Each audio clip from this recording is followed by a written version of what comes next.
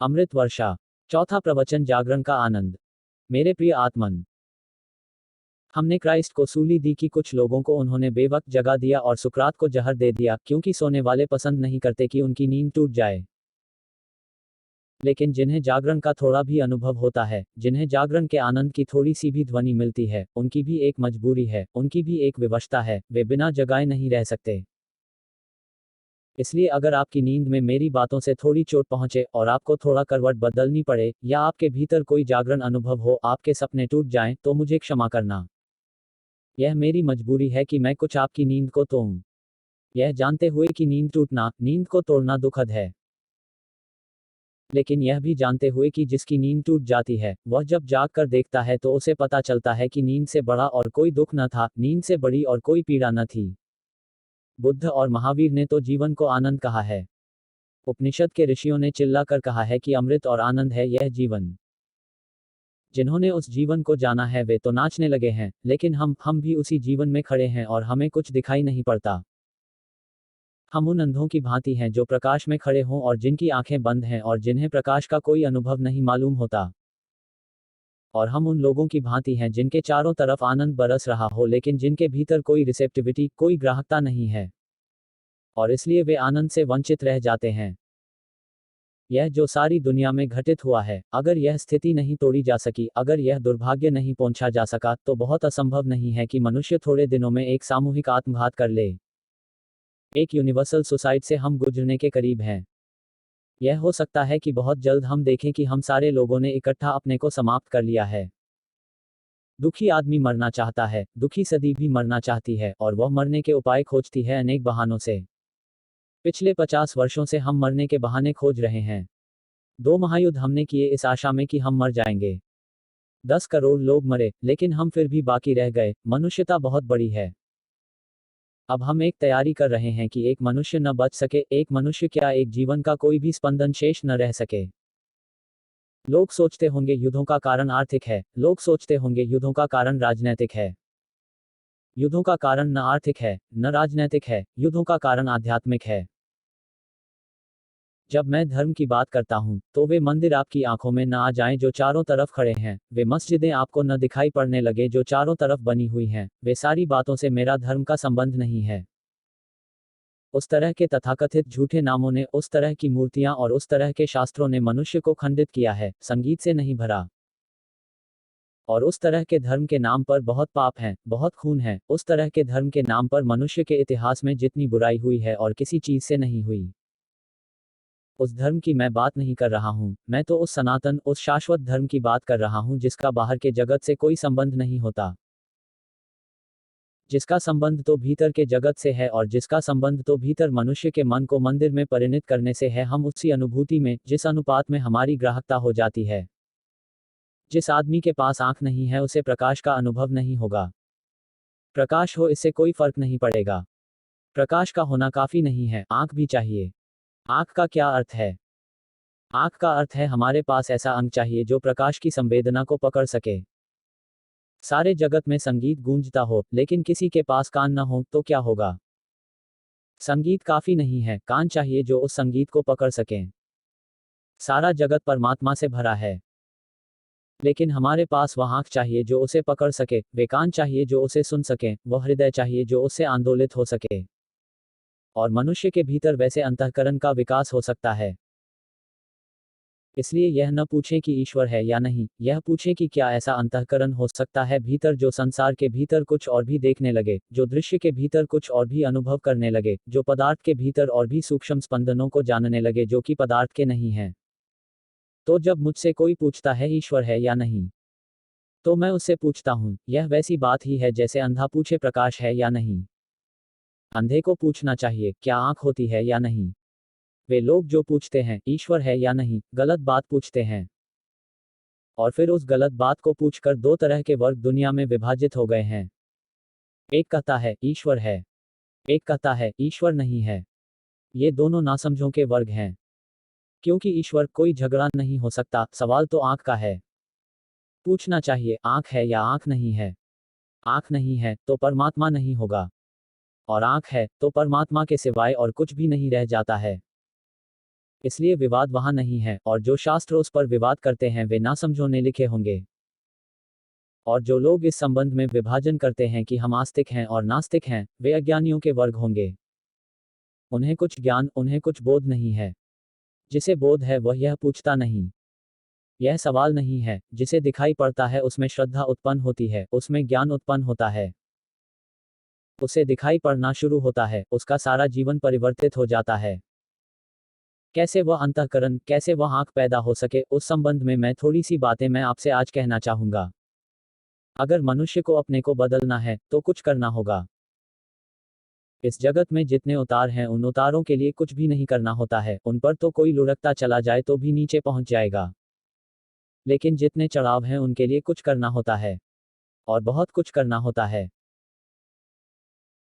और सबसे बड़ी बात तो यह करनी होती है कि जितनी ऊंचाइयां छूनी हो, जितनी ऊंचाइयों पर पहुंचना हो, जितने उत्तुंग शिखर पर आरोहण करना हो, उतना ही मनुष्य को अपने भीतर उस ऊंचाई की योग्यता, उस ऊंचाई की पात्रता, उस ऊंचाई पर जीने की क्षमता पैदा करनी होती है, अन्यथा ऊंचाई मृत्यु बन जाएगी।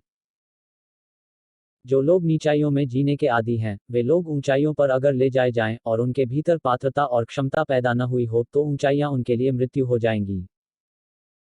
जो लोग घने अंधकार में रहने के आदी हों और जिनकी आंखों ने प्रकाश को कभी न छुआ हो, अगर वे अचानक प्रकाश में ले जाए जाएं तो उनकी आंखें अंधी हो जाएंगी। जिन लोगों ने कभी कोई ध्वनि न सुनी हो, जिनके कान कभी सक्रिय न हुए हों, अचानक अगर उन्हें संगीत के जगत में ले जाया जाए, वे पागल हो जाएंगे। यह स्मरण रखें, परमात्मा का या सत्य का या प्रकाश का मार्ग आप जितने पात्र होते चले जाते हैं उतनी ही सीढ़ियां अपने आप पार हो जाती हैं, सीढ़ियां पार नहीं करनी होती। जिस मात्रा में ऊंचाइयों में रहने में आप समर्थ हो जाते हैं, प्रकृति के नियम उन ऊंचाइयों पर आपको पहुंचा देते हैं। जिस ऊंचाई पर आप रहने में समर्थ हो जाते हैं, प्रकृति के नियम उस ऊंचाई पर आपको पहुंचा देते हैं। अगर पत्थर का बर्फ जमा हो, अगर पानी का बर्फ जमा हो, अगर बर्फ की शिलाएं जमी हो, तो बर्फ बहता नहीं, बर्फ ठोस है। लेकिन अगर सूरज का उत्ताप पड़े और बर्फ पिघल कर पानी हो जाए अगर, तो बर्फ तो नहीं बहता था, लेकिन पानी बहने लगता है। जैसे ही उत्ताप बर्फ को पानी बना देता है, एक नए नियम की शुरुआत हो जाती है। पानी में बहने की क्षमता आ जाती है। और अगर सूरज का उत्ताप पानी को भाप बना दे, तो पानी तो ऊपर नहीं उठता था, लेकिन भाप ऊपर उठनी शुरू हो जाती है।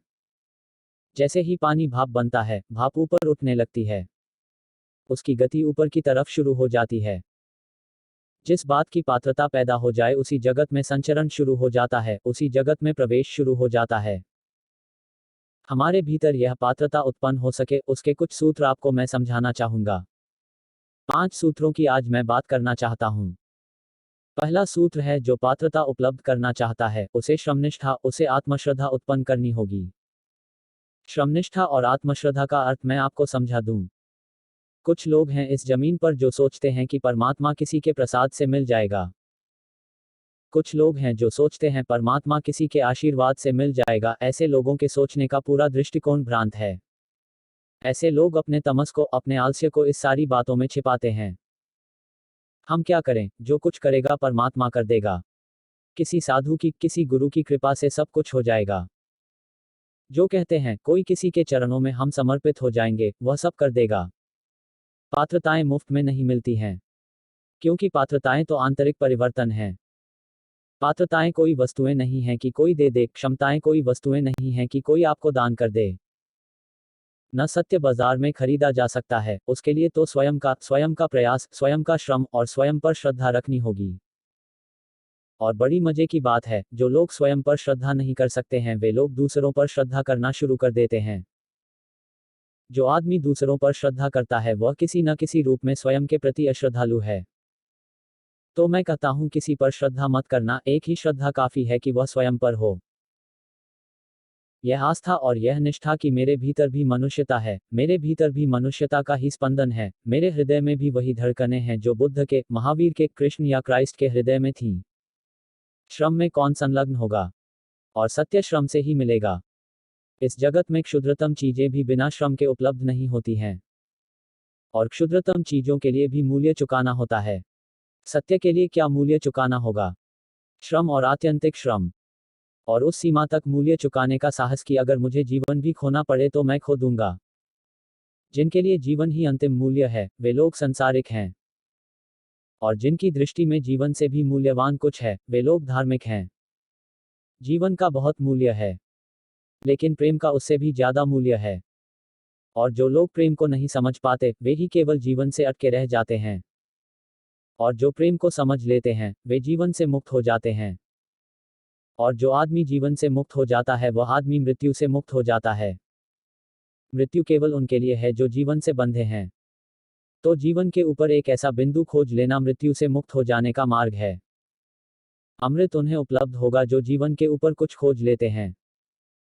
परमात्मा उस सत्ता का नाम है जिसके लिए जीवन समर्पित किया जा सकता है। जीवन का समर्पण जिसके हृदय में बोध हो, वही व्यक्ति साधना की पहली सीढ़ी पर पैर रख पाता है। इससे सस्ते में नहीं चलेगा।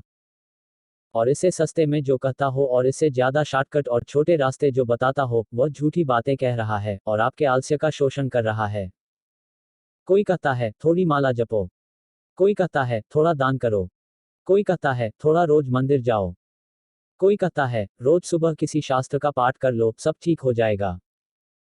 न परमात्मा का कोई नाम है, न उसकी कोई मूर्ति है, न उसकी कोई प्रतिमा है। इसलिए कोई सस्ता उपाय मत खोजना। माला फेर लेने से और गुरिये सरका लेने से और नाम रट लेने से कोई सत्य उपलब्ध नहीं होता। सत्य बहुत महंगी बात है, इतना आसान नहीं। और स्मरण रखें कि इन चीजों को मैं जो कह रहा हूं गलत हैं। इसलिए कह रहा हूं कि परमात्मा का मूल्य मेरे मन में बहुत ज्यादा है। इतना सस्ता नहीं खरीदा जा सकता, इसलिए इनको गलत कह रहा हूं। दूसरी बात है, सत्य की खोज में, सत्य की तलाश में श्रम, आत्मश्रद्धा, संकल्प का आरोहण। इनके साथ दूसरी शर्त है अमूर्छित जीवन व्यवहार। धर्म कोई टेक्नोलॉजी नहीं है कि हमने कोई मंत्र पढ़ा और काम हो गया। हमने बटन दबाई और पंखे चलने लगे। धर्म कोई टेक्नोलॉजी नहीं है। कोई धर्म यंत्र नहीं है कि कहीं दबाया और काम शुरू हो गया।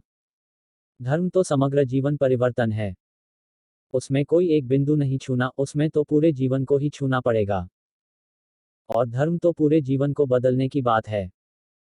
इसलिए कोई सोचता हो कि आधा घड़ी 10-5 मिनट किसी कोने में बैठकर हमने भगवान के लिए समय दिया तो काम हो गया, तो गलती में है। एक धार्मिक आदमी छुट्टी नहीं मना सकता है कि 2 दिन धार्मिक न रहे। धर्म से कोई छुट्टी नहीं है। साधु के लिए कोई छुट्टी नहीं है कि वह 23 घंटे साधु रहे और 1 घंटा छुट्टी मना ले।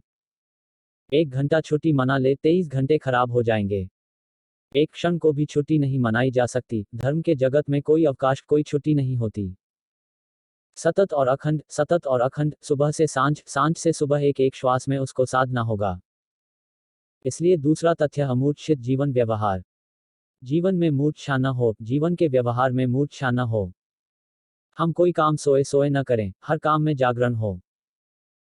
ऐसा व्यक्ति जिसका शरीर, जिसका चित्त, जिसका विचार अकारण और मूर्छित चल रहा हो, ऐसा व्यक्ति धर्म के जगत में विकास नहीं कर सकता है। वहां तो बड़ी पवित्रता और बड़ी निर्दोषता होगी, बड़ी सरलता होगी, तब गति होगी। वह सरलता, वह निर्दोषता अमूर्छित जीवन से आनी शुरू होती है। वह होशपूर्वक जीवन जीने से शुरू होती है। एक एक बात को, एक एक विचार को, वाणी को, आचरण को स्मरण पूर्वक देखना होगा, वह क्यों हो रहा है। और आप हैरान हो जाएंगे। अगर आप अपने भीतर यह विचार सजग कर ले कि मेरे भीतर कोई बात क्यों हो रही है, तो आप बहुत हैरान होंगे। अगर यह सजगता गहरी है, तो जो गलत है, वह होना बंद हो जाएगा। क्यों? क्योंकि गलत के होने के लिए मूर्छा चाहिए। और इसीलिए जो लोग ज्यादा गलतियां करना चाहते हैं, उनके लिए मादक द्रव्य हैं। और मूर्छित हो जाएं तो और ज्यादा गलतियां करना उनको आसान हो जाता है। एक शराबी जो गलतियां कर सकता है, वह बिना शराब पिए नहीं कर सकता। एक क्रोधी जो गलतियां कर सकता है, वह बिना क्रोध में नहीं कर सकता। पहला तत्व हुआ श्रमनिष्ठा, स्वयंनिष्ठा, आत्मश्रद्धा। दूसरा तत्व हुआ अमूर्छित जीवन आचरण, सजगता, अप्रमत्तता, विवेक। ये दोनों तत्व बड़े मूल्य के हैं। इन दोनों का संयुक्त प्रयोग हो तो जीवन का परिवर्तन सुनिश्चित है। तीसरा तत्व है सतत श्वास श्वास में सत्यम, शिवम, सुंदरम की ओर उन्मुखता। हमारी जिस तरफ दिशा होती चित्त की, क्रमशः हमारा चित्त उसी दिशा में गति कर जाता है। जिस बात को हम निरंतर निरंतर विचारते हैं, जिस बात की निरंतर ऊहा चलती है, जिस बात का निरंतर प्राणों पर आघात होता है, उस तरफ हमारी दिशा हो जाती है, हम उस तरफ प्रवाहित होने लगते हैं। अगर दृष्टि सत्य पर, शिव पर और सुंदर पर बनी रहे, अगर 24 घंटे इसका स्मरण हो कि कुछ भी असत्य, कुछ भी असुंदर, कुछ भी अशिव हमसे न हो, इसका बोध रहे, तो जीवन के परिवर्तन में भूमिका निर्मित होने लगती है। असल में उन्मुख हो जाना ही निकट हो जाना है। अगर पूरी उन्मुखता हो तो निकटता फलित हो जाती है। जिस तरफ आंखें उठ जाएं उस तरफ गति शुरू हो जाती है। और जो फूलों का स्मरण करता है, जाने अनजाने सुवास और सुगंध उसके जीवन में व्याप्त होने लगती है। जिसका हमें ध्यान बना रहता है, क्रमशः क्रमशः हमारे जीवन को वह परिवर्तन, वह ऊर्ध्वीकरण, वह विकास, वह आरोहण देने लगता है। जो जैसा अनुभव करता रहता है 24 घंटे, वह वैसा ही एक दिन बन जाता है। इसलिए कोई पाप का स्मरण न करें, पाप का स्मरण घातक है। सत्य पर, शिव पर, सुंदर पर दृष्टि बनी रहे तो जीवन में क्रमशः उनके प्रति ग्रहणशीलता पैदा होती है और गति उपलब्ध होती है। चौथा तत्व है सोते जागते, उठते बैठते। जैसा मैंने कहा, सत्य, शिव, सुंदर का स्मरण बना रहे। वे दूर हैं, लक्ष्य हैं, उन्हें पाना है, उन तक पहुंचना है। वैसे ही दूसरा सूत्र है। चौथा सूत्र सच्चित आनंद का बोध बना रहे। मैं सच्चित आनंद का हिस्सा हूं, मैं सच्चिदानंद हूं, इसका बोध बना रहे। एक है लक्ष्य, वह दूर है, उसे पाना है। एक है भाव, उसे निरंतर धीरे धीरे पिरोना है और अपने भीतर प्रवेश देना है। जैसे जैसे जो व्यक्ति जो बात निरंतर निरंतर भीतर पिरोता है, उतनी उसमें गति करती जाती है, उतनी डेप्थ में, उतनी गहराई में उतरती जाती है। हमारे चिंतन बड़े अजीब हैं। हम 24 घंटे असत का चिंतन करते हैं, दुख का चिंतन करते हैं, अचित का चिंतन करते हैं। हमारा 24 घंटे चिंतन सच्चिदानंद के विपरीत है। हमारा मनन उसके विपरीत है, हमारी सारी चित दशा उसके विपरीत है। और इसलिए परमात्मा की तरफ हमारे पैर नहीं बढ़ पाते। सोचना और जानना है निरंतर। क्राइस्ट ने कहा है, दी किंगडम ऑफ दी गॉड छोटी ई जब विद इन यू, कहा कि तुम्हारे भीतर है परमात्मा का राज्य। उपनिषदों ने कहा तत्वमसि, वह तुम्हारे भीतर है ब्रह्म। वह बुद्ध कहते हैं वह तुम्हारे भीतर। महावीर कहते हैं तुम्हारे भीतर। किस लिए? इसलिए कि अगर यह बोध, अगर यह ख्याल, अगर यह भाव दशा अनुभव में प्रविष्ट हो जाए, अगर कोई व्यक्ति चलते और उठते अनुभव करने लगे, अगर उसे यह ख्याल रहने लगे जब वह चले तो वह जाने कि परमात्मा चल रहा है, जब वह बोले तो जाने कि परमात्मा बोल रहा है, जब वह कोई कार्य करे तो जाने कि परमात्मा कर रहा है, तो क्या होगा? तो क्रांति घटित हो जाएगी। तब वह ऐसी बात नहीं बोल सकेगा जो कि परमात्मा के लिए नहीं बोलनी चाहिए। तब उससे ऐसे काम बंद होने लगेंगे जो कि परमात्मा से नहीं होने चाहिए। ये 4 सूत्र साधने के हैं और 5वां सूत्र प्रतीक्षा करने का है। धर्म के जगत में अधैर्य नहीं चलता। जो लोग अधैर्य से काम करेंगे वे कभी प्रभु को नहीं पा सकते। वहां तो अनंत धैर्य चाहिए। अनंत को जब पाना है तो अनंत धैर्य की भूमिका होनी चाहिए। तो जो व्यक्ति सत्य को साधने चला हो उसे अनंत प्रतीक्षा करनी चाहिए। परमात्मा का आना प्रकाश की भांति है और हमारी साधना द्वार खोलने की भांति है। उसे खींच के गठरियों में बांध कर लाया नहीं जा सकता कि हम बाहर जाएं और प्रकाश को गठरियों में बांधें और भीतर ले आएं। ऐसा कोई रास्ता नहीं है। तो जो चाहता है कि तीव्रता से हो जाए, अभी हो जाए, इसी क्षण हो जाए, वह परमात्मा को समझ नहीं रहा। केवल द्वार खोला जा सकता है। और द्वार खोलने का क्या अर्थ है? जितनी गहरी प्रतीक्षा उतना द्वार खुला हुआ, जितना अधैर्य उतना द्वार बंद। जितना धैर्य उतना द्वार खुला। अगर अनंत धैर्य हो तो पूरा मकान द्वार हो जाता है, दीवालें सब गिर जाती हैं और तब प्रकाश ही प्रकाश हो जाता है। यह भाव दशा, यह अनंत प्रतीक्षा का बोध उसी क्षण साधना को परिपूर्णता पर पहुंचा देता है। तो मैंने 4 सूत्र कहे साधने की दृष्टि से, एक सूत्र कहा भूमिका की दृष्टि से। अगर इन 5 सूत्रों पर जीवन निर्धारित हो, अगर इन 5 सूत्रों पर जीवन को निर्मित किया जाए, तो कोई भी वजह नहीं है कि कोई भी मनुष्य आनंद को, परम सत्य को, अमृत को जानने से वंचित रहे। सबका अधिकार है, सबको मिल सकता है। लेकिन जो अपने अधिकार के लिए चेष्टा नहीं करेंगे वे अपने अभाग्य के स्वयं ही जिम्मेवार हैं, कोई दूसरा नहीं। मेरी इन बातों को इतने प्रेम से सुना है, उसके लिए बहुत बहुत अनुग्रहित हूं। और अंत में सबके भीतर बैठे हुए परमात्मा को प्रणाम करता हूं। मेरे प्रणाम स्वीकार करें। अज्ञानी अरुण, मोबाइल नंबर 8960163251।